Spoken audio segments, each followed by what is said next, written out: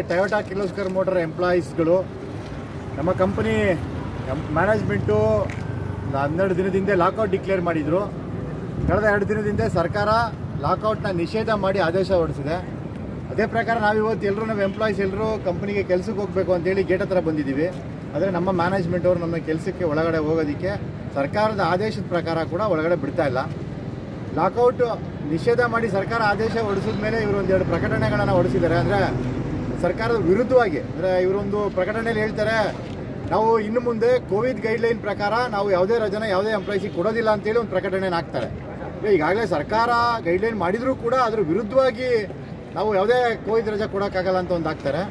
ಮತ್ತು ಯಾರಾದರೂ ಎಂಪ್ಲಾಯೀಸ್ ಮೊಬೈಲ್ನ ಒಳಗಡೆ ತೊಗೊಂಬಂದರೆ ನಾವು ಆ ಮೊಬೈಲ್ನ ಕಿತ್ಕೋತೀವಿ ಅಂತ ಬಹಿರಂಗ ಓಪನ್ ಆಗಿ, ಅಂದರೆ ನೋಟಿಸ್ ಬೋರ್ಡಲ್ಲಿ ಅಧಿಕೃತವಾಗಿ ಹಾಕ್ತಾರೆ. ಆ್ಯಕ್ಚುಲಿ ನಮ್ಮ ಇದ್ರ ಪ್ರಕಾರ ಪೊಲೀಸರು ಕೂಡ ಏನಾದರೂ ಮೊಬೈಲ್ ಯೂಸೇಜ್ನ ಯಾರಾದರೂ ವೈಲೇಟ್ ಮಾಡಿದ್ರೆ ಗೈಡ್ಲೈನ್ನ ನಿಯಮನ ಫೈನ್ ಹಾಕುವಂಥ ಒಂದು ನಿಯಮ ಇರೋಂಥದ್ರಲ್ಲಿ ಇವರು ನೋಟಿಸ್ ಬೋರ್ಡಲ್ಲೇ ರೈಟಿಂಗಲ್ಲೇ ಆ ಮೊಬೈಲ್ನ ಕಿತ್ಕೋತೀವಿ ಅಂತ ಹಾಕ್ತಾರೆ. ಅಂದರೆ ಇವರ ಮನಸ್ಥಿತಿ ಅಥವಾ ಇವರ ನಡವಳಿಕೆ ಹೇಗಿದೆ ಅನ್ನೋದನ್ನು ಈ ಒಂದು 2 ನಡವಳಿಕೆ ಅಂದಮೇಲೆ 2 ನೋಟಿಸ್ಗಳಲ್ಲೇ ನಾವು ಅರ್ಥ ಮಾಡ್ಕೋಬೋದು. ಲಾಕೌಟು ನಿಷೇಧ ಮಾಡಿ ಸರ್ಕಾರ ಆದೇಶ ಹೊರಡಿಸಿದ ನಂತರ ಕಳೆದ 1 ದಿನದಲ್ಲಿ ಹಾಕಿರೋಂಥ ಈ ಒಂದು ನೋಟಿಸ್ಗಳು.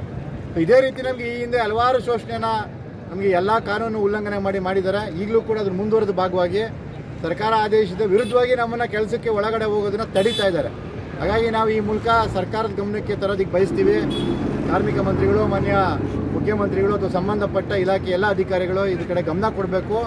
ಇವರು ನಿರಂತರವಾಗಿ ಮಾಡ್ತಾ ಇರುವಂತಹ ಕಾನೂನು ಭಂಗವನ್ನು, ಶೋಷಣೆಯನ್ನು ತಡೆಯೋದಕ್ಕೆ ಮುಂದಾಗಬೇಕು ಅಂತ ಈ ಮೂಲಕ ಎಲ್ಲ ಕಾರ್ಮಿಕರ ಪರವಾಗಿ, ಟೊಯೋಟಾ ಕಿರ್ಲೋಸ್ಕರ್ ಮೋಟರ್ ಕಾರ್ಮಿಕರ ಪರವಾಗಿ ಮತ್ತು ಎಲ್ಲ ಬೇರೆ ಕಾರ್ಮಿಕ ವರ್ಗದ ಪರವಾಗಿ ನಾವು ಈ ಮೂಲಕ ಮನವಿ ಮಾಡ್ತೀವಿ.